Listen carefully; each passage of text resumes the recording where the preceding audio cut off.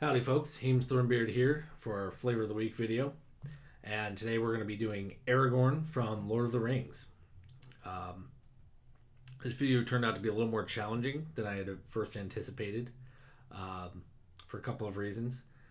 First of all, because I didn't want this to be an hour and a half long video. And secondly, because we're kind of playing around with our format and I think we have it figured out. So we're going to be doing background, suggested characteristics, race, class, probably a second class, and feats. So, having said that, we're going to jump into our background here. And for Strider / Aragorn, we're going to take the folk hero, which gives us the feature of rustic hospitality. Since you come from the ranks of the common folk, you fit in among them with ease. You can find a place to rest, hide, or recuperate among other commoners, unless you've shown yourself to be a danger to them. They will shield you from the law or anyone else searching for you, though they will not risk their lives.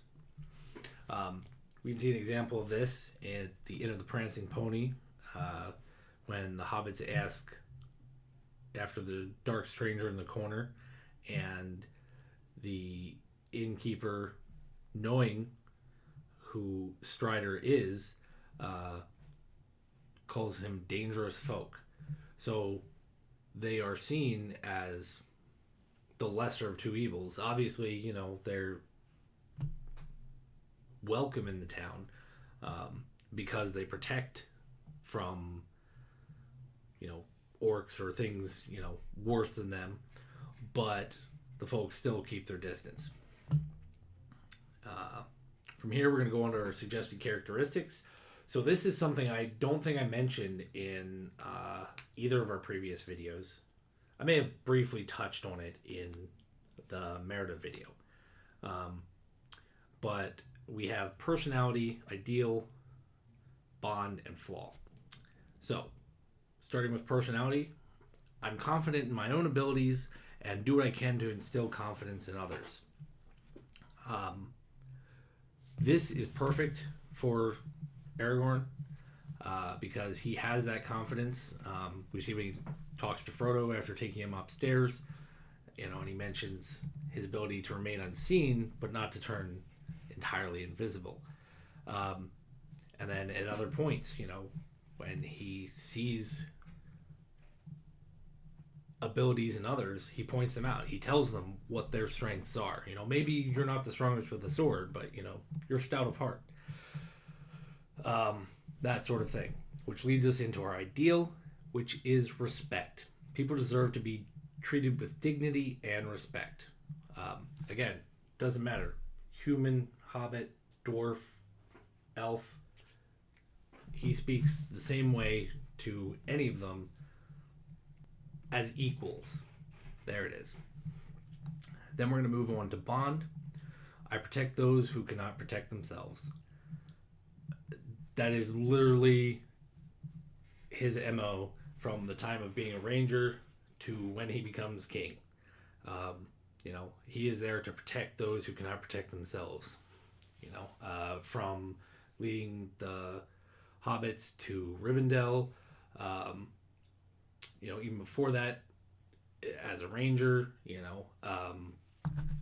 and then in Rohan, and finally, at the final battle. For flaw, we had to pick one, but I don't feel like any of the ones on this list really fit. So I actually went back and picked an ideal, which was sincerity. There's no good in pretending to be something I'm not. So, up until the 11th hour, so to speak, Aragorn really does not feel that he is worthy to be the king of all mankind, to be the leader of, the last stronghold of men in Middle-earth. And he really, doesn't see that as his strength. So, that's why we took that as our flaw, because in reality, we know that is what he turns into. From there, we're going to move on to race. And for race, Aragorn is not a human as we know humans. Not really even in the way that we know them in these type of games. So we're just going to do our best to, again, fit that flavor. So I picked human variant, which gives us +1 to 2 different abilities of our choice, and a feat. So for our feat, we took Skulker, which fits strongly into his ranger background. We can hide when lightly obscured. Wood elf feature, which would come from his training with those same elves. Missing from ranged, no longer reveals us when we are hidden.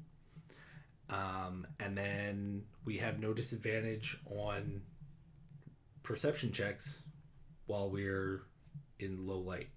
But this gives us a little bit of that from his elder blood, so to speak. Next, we're moving on to our class, and we are going to start with Ranger.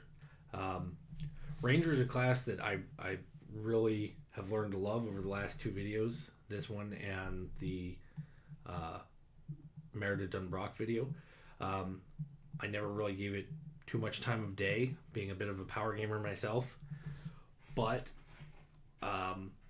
it's really a great class. Definitely give it a check out.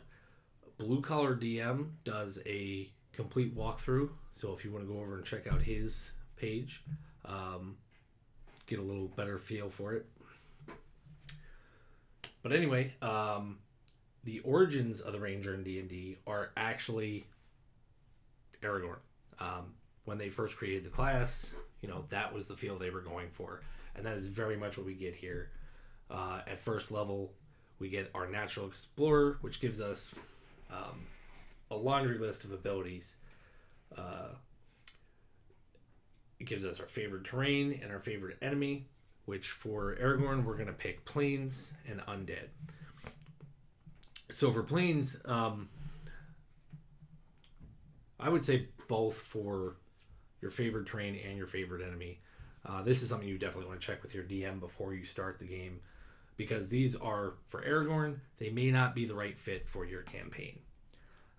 Plains, because he meets the hobbits, and Bree, which is just outside the Shire, which is full of, farming land. So it's, plains, spotty forest, that sort of thing.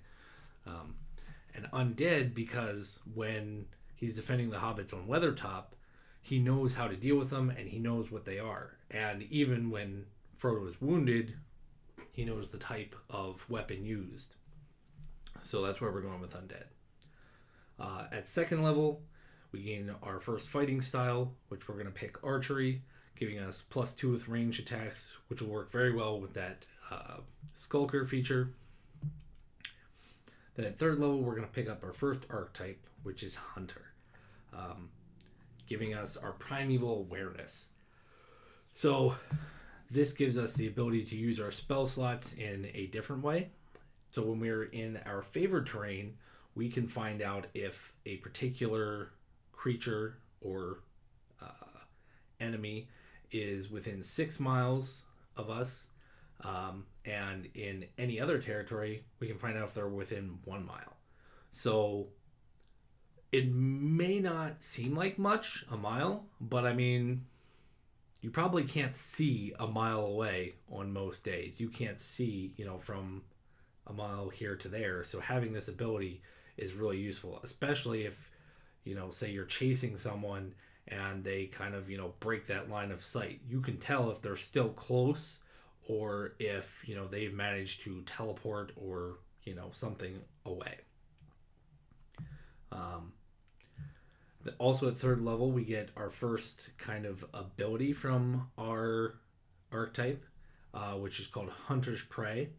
And we're going to pick, out of our 3 options, we're going to pick Colossus Slayer, which doesn't really do it justice, because what it really does is lets us add an extra d8 damage to any targets we've wounded already, which is just going to help us wear down, I guess, the idea is wear down that big bad enemy, which is kind of Aragorn's deal. He always picks the biggest, baddest thing, and that's what he goes after.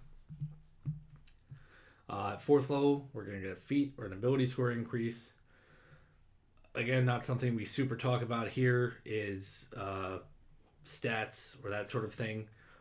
So if you're a little low in one area, grab a couple of points in ability scores, or if you think you have your stats pretty well locked down, go ahead and pick up a feat that fits. Again, we talk about those at the end. 5th level, we're going to get 2 attacks on our turn when we take the attack action. At 6th level, we are going to get an additional enemy and an additional favored terrain. So for our additional enemy, we're going to pick orcs and goblins, and then for our favorite terrain, we're going to pick mountains. Now, the reason we get 2 additional enemies here is because we've picked a humanoid. So when you pick a humanoid, you can pick another humanoid at the same time, instead of a specific type of monstrosity or beast or undead or fae, something along those lines, which are like an entirely different type. At 7th, we are going to get our defensive tactic from our archetype, and we have, again, 3 choices, but we're going to pick Steel Will because of Aragorn's Steel Will, his ability to stand and fight when so many others would run and cower in fear from whatever the threat may be it the Nazgul, be it the Uruk-hai at Helm's Deep. He has that demeanor, that ability to withstand being frightened. Then finally at 8th level, which will be our final level in Ranger, we get a feat and ability score, but we also get Land Stride, which is another cool Ranger ability. We get to ignore non-magical difficult terrain, not just in our favorite terrain, but in any terrain, and we get advantage on saves versus magical plants. Again, not a huge thing, but if you're fighting druids, if you are in Fangorn Forest, it's big. So, from there, we're going to move on to our fighter levels. At first, we're going to gain heavy armor proficiency and our secondary fighting style, which we are going to take defensive, giving us a +1 AC while wearing armor, which at very least, Aragorn's wearing, what can only be called leather armor from the beginning. Then at Helm's Deep, he picks up chainmail, and from there, even heavier armor going into the final battle. So now we have the ability to wear whatever type of armor we like, and we get a little boost from that. Then we also get Second Wind, which gives us the ability to kind of self-heal, pick ourselves up and charge back into the fight, so to speak. At 2nd level, we're going to get our Action Surge, which is a special fighter ability that allows us to take a second action on our turn. So we can take the attack action again, or we can, maybe help out an ally who's, struggling to get back up, onto the battlements or something like that. And then at 3rd level, we're going to pick our archetype for this fighter class, and we're going to go with Battlemaster, which what Battlemaster does is it gives us special maneuvers that we can use along with our attack action or as a reaction, that sort of thing. There's an entire list, and we're not going to go over all of them here, but it's really perfect for an Aragorn build. These use what are called superiority die, and they start off as D8s. At 4th level, we're going to get another feat, ability score increase, spend that how we will. 5th level, we're not really picking up much here. except for some HP because we already have 2 attacks around from our Rangers, 5th level. So we're going to just jump straight on to 6th level, where we get another feat and ability score increase. So this is particular to the fighter class. They get more feats and or ability score increases. So again, this is something you need to talk to your DM before starting this build, because feats are technically a optional rule for the game. They are not raw to the game. They're in the PHB, but it is an option for the Dungeon Master to use them. So make sure your Dungeon Master uses them before taking one. Alright, so 7th level, we get the awesome ability, Know Your Enemy. So if you spend a minute outside of combat examining a target, we get to learn a little bit of some metadata about them. We can pick their armor class, their hit points, their levels if they have any, their type. So we can kind of plan ahead for how we might deal with them. Whether it be, in a combat situation or in a more social situation. We can get a look at them and say, like, okay, listen, this guy is, a mastermind rogue. Like, he's real smart. We don't want to try and lie to this guy. Or, this is, all this thing is a big bag of hit points. Let's just go beat on it. It's dumb as a brick. 8th level, another feat, another ability score increase. One or the other. In all these cases, it's not both. A lot of feats have a single ability score increase tied to them, but not all. At 9th level, we're going to get the Fighter's Indomitable, which twice per long rest allows us to re-roll a save, but we have to use the new save. So a little bit of caution warranted there. At 10th level, we get another feat, another ability score increase, and our superiority die go from a D8 to a D10. At 11th level, we're going to gain 3 attacks, and at 12th level, we're going to pick up our final feat / ability score increase. So that brings us kind of to the conclusion, which is feats, and I'm going to give you the ones that I feel are best for this build. Again, your character, feel free to take it in whatever direction you like. But we're going to start out with Skilled or Prodigy, one of the two. Skilled gives you 3 proficiencies of your choice. They can be tool proficiencies, languages, 3 proficiencies, period. Then Prodigy gives you 1 double proficiency, 1 language proficiency, and 1 new proficiency. Prodigy gets the tip in my favor because of the double proficiency. The only other classes to get expertise like this are rogues or bards. At least as far as I'm aware. Then Observant is another good one. This gives us +5 to our passive investigation and perception and gives us a little wisdom bump. Martial Adept is nice.